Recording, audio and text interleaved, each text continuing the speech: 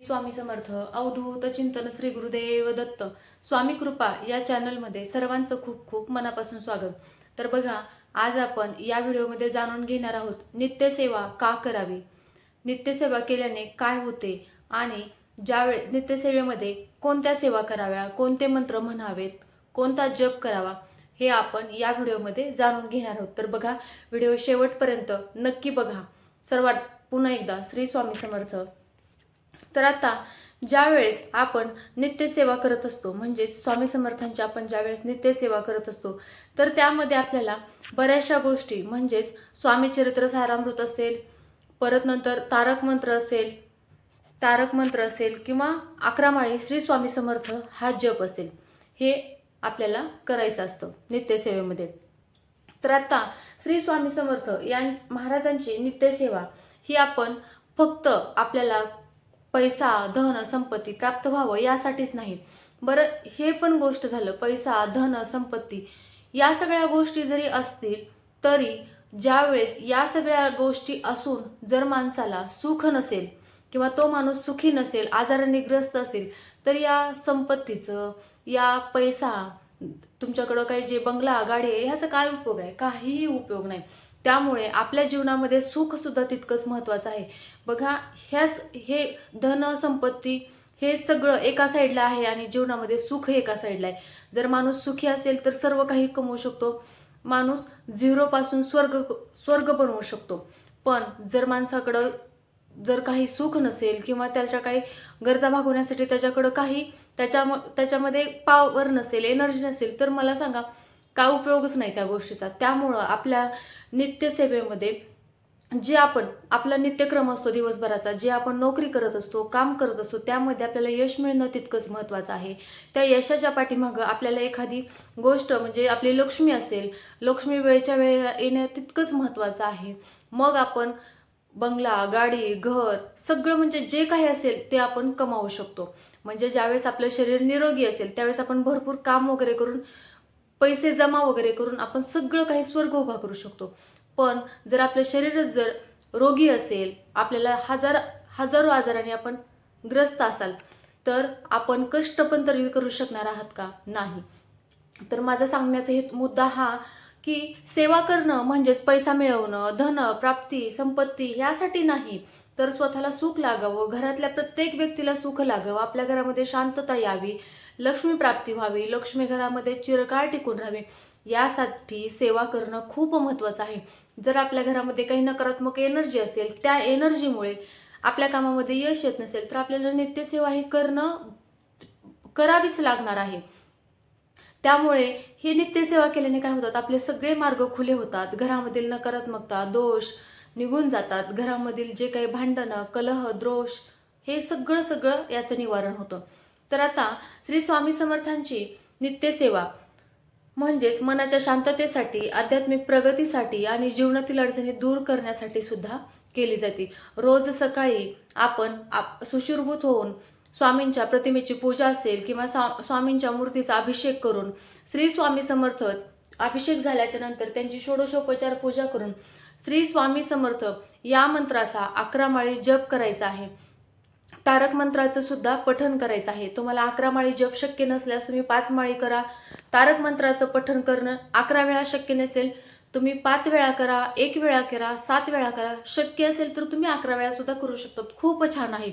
भले मोठे मोठे आजार सुद्धा तारक मंत्राच्या तीर्थाने कमी झालेले आहेत। आपण आपल्या सुद्धा चॅनलवर तारक मंत्राच्या तीर्थ कसं घ्यायचं, कसं तयार करायचं हा पण व्हिडिओ आपण नक्कीच बनवणार आहोत। आणि शक्य असल्यास गुरुवारी सेवा केंद्रात जाऊन सेवा करावी।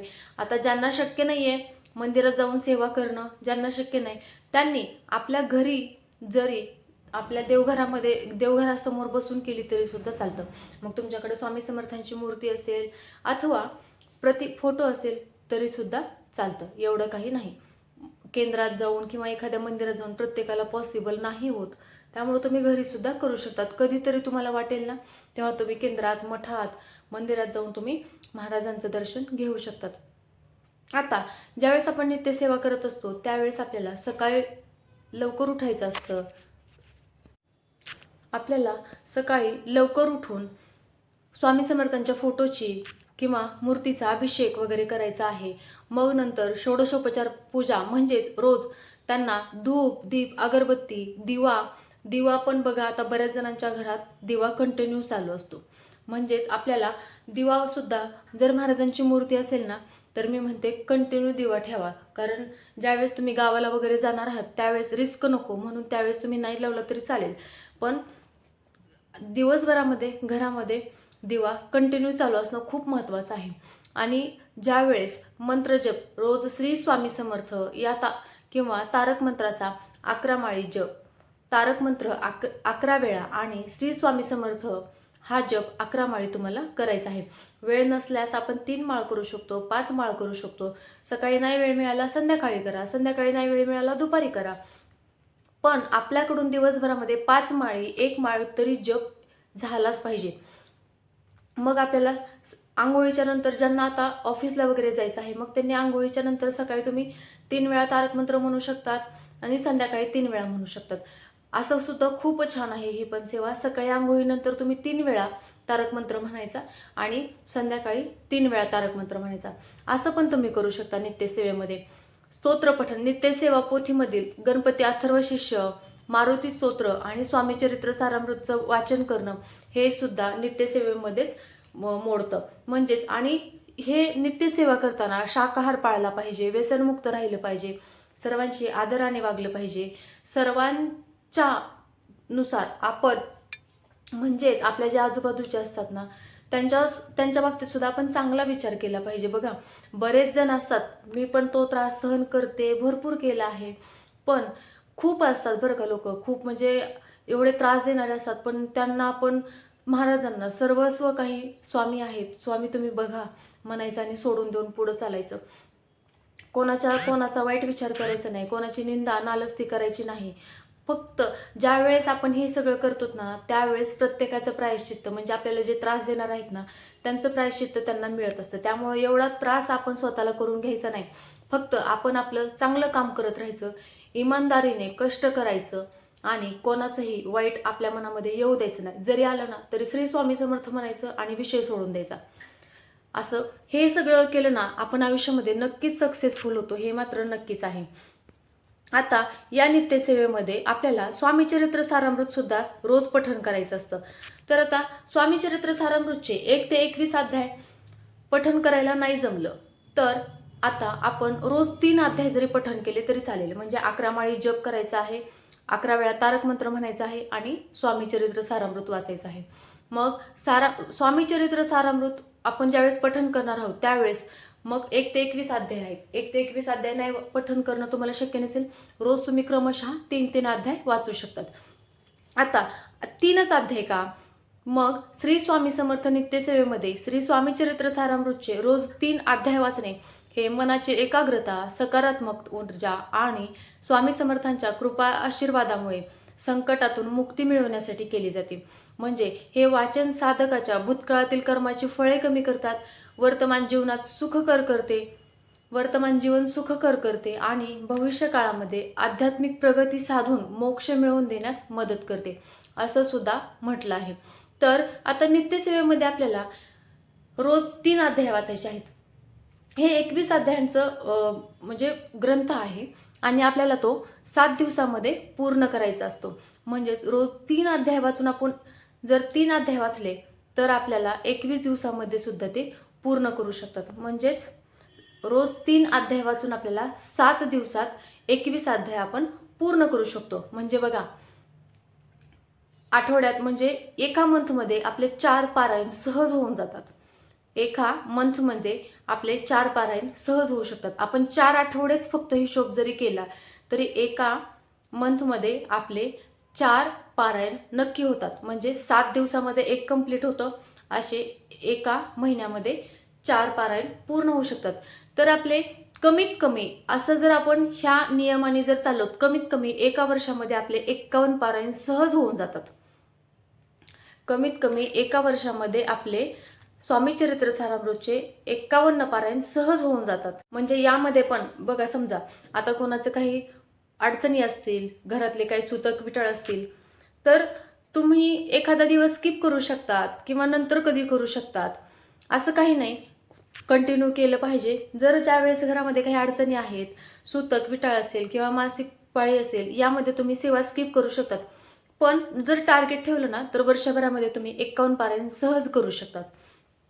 आता यामुळे ज्यावेळेस आपण वर्तमान काळामध्ये म्हणजेच आपल्याला बघा, रोज आपण काम करत असताना बऱ्याच अडचणी येतात. या अडचणी येऊ नये म्हणून सुद्धा आपल्याला नित्यसेवा खूप महत्त्वाची आहे.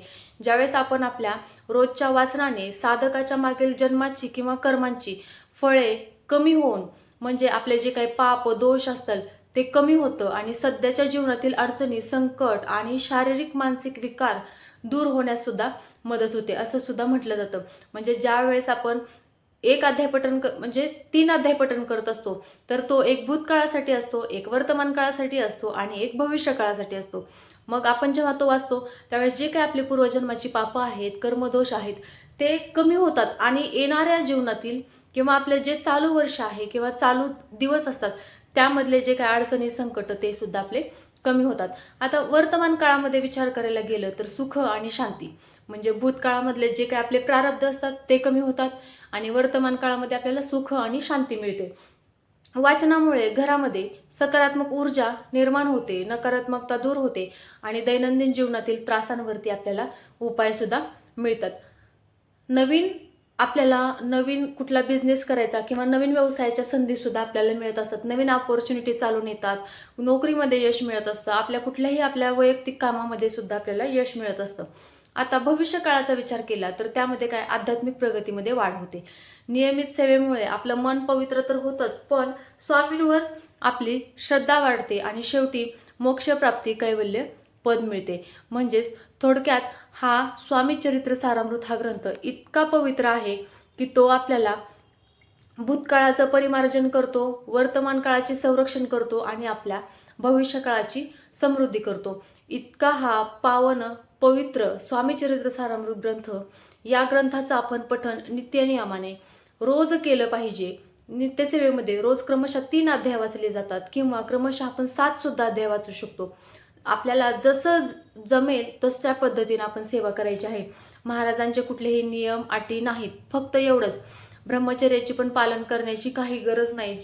तुम्ही फक्त म्हणजे त्या दुसऱ्या दिवशी सकाळी सुश्रुभूत वगैरे होऊन तुम्ही तुमची सेवा कंटिन्यू करू शकतात. फक्त घरामध्ये मांसाहार टाळायचा असतो. भांडणं, क्लेश, द्रोह, वाईट घाण शब्द वापरणं, घरात बोलणं हे सुद्धा आपण टाळलं पाहिजे.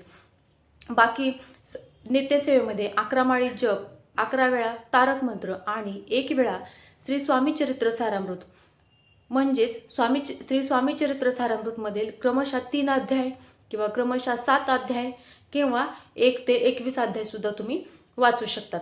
मग तुम्ही जर 7 अध्याय जर वाचले रोज 7-7 तर 3 दिवसामध्ये तुमचं 1 पारायण पूर्ण होतं. या पद्धतीने तुम्ही नित्यसेवा करू शकतात. तर व्हिडिओ आवडला असल्यास लाईक करा, शेअर करा, कमेंट करा. काही सांगताना चूक झाली असेल त्याबद्दल माफी असावी आणि श्री स्वामी समर्थ सर्वांना.